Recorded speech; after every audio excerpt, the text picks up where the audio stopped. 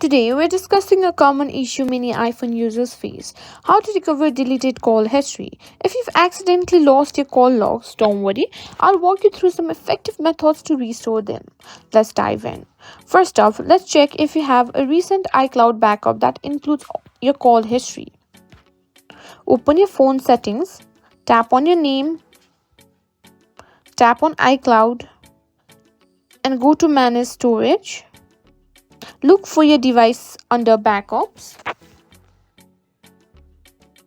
If you see a backup from before you deleted your call history, you can restore from that. If you found a suitable backup, here's how to restore your iPhone. Go to Settings, then go to General, and go to Transfer or Reset iPhone. Tap on Erase all content and settings. After your iPhone restarts, follow the setup prompts. When you reach the app and data screen, select Restore from iCloud Backup and choose the backup you identified earlier. If you back up your iPhone using iTunes or Finder, you might be able to recover your call history the way. Connect your iPhone to computer using a USB cable. Launch iTunes or Finder depending on your operating system. Click on your iPhone icon when it appears. Click Restore Backup and select the backup that predates the deletion of your call history. Then click Restore.